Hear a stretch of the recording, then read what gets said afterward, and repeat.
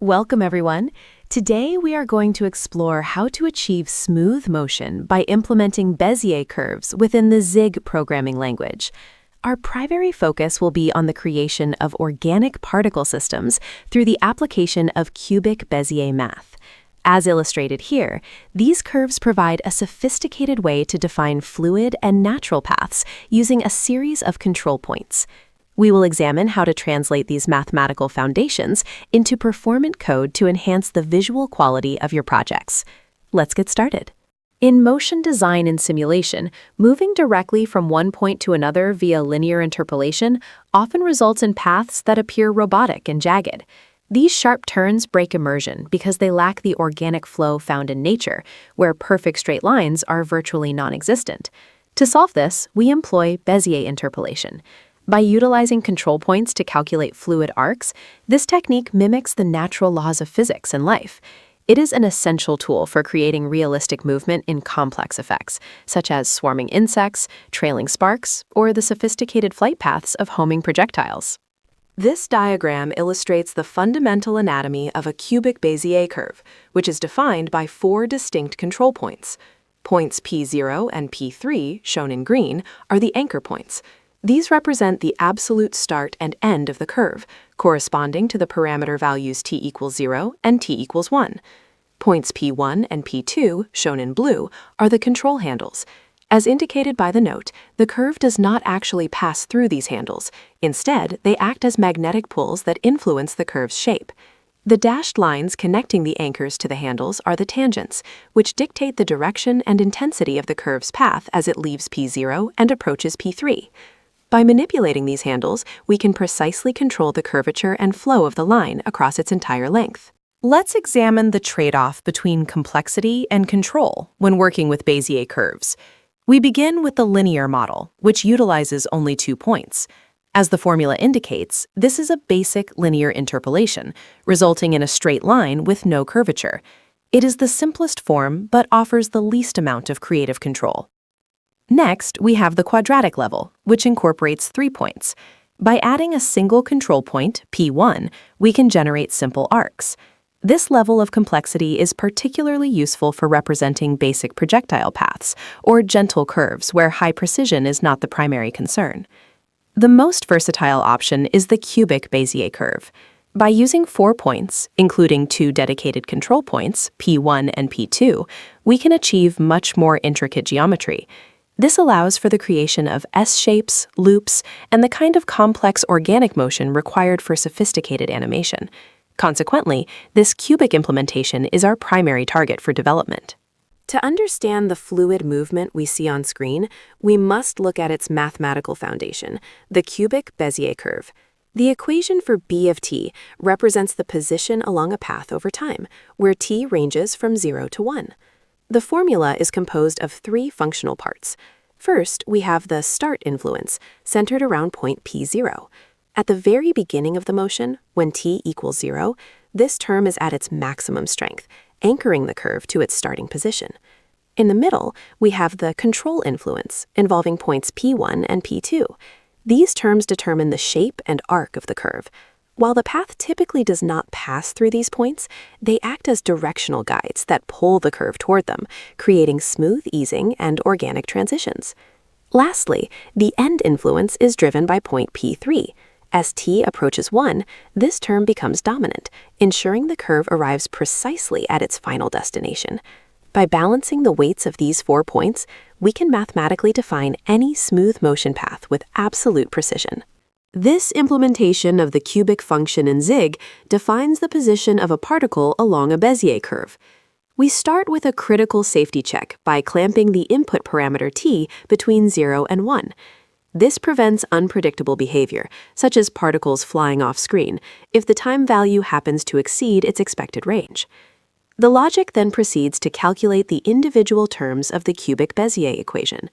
We compute the weights for each of the 4 control points using intermediate squares and cubes of both t and its complement.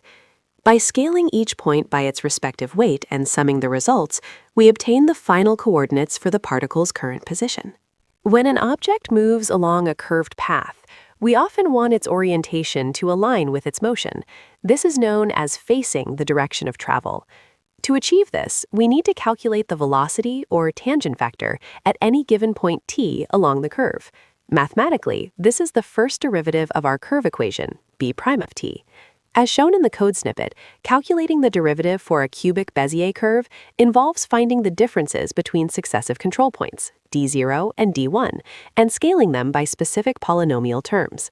For instance, the first term scales the difference between the first two control points by 3 times 1 minus t squared. By summing these scaled components, the function returns a vector that points exactly in the direction of travel.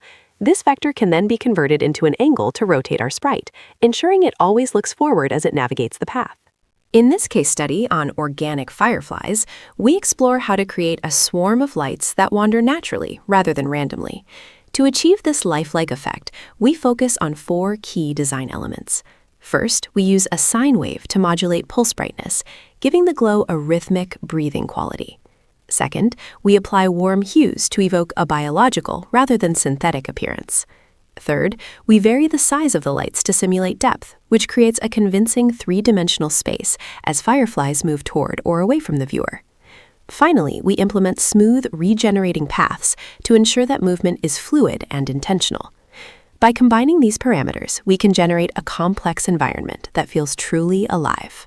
The firefly struct represents the data foundation for our particle system. It maintains the current position and 4 vector points, P0 through P3, which are used to define smooth motion paths. We also include parameters for time, speed, brightness, and size to ensure individual variation across the population. To create a convincing sense of depth, we utilize a size distribution logic. The majority of particles, 85%, are classified as distant and rendered at a small scale between 0.3 and 1.0.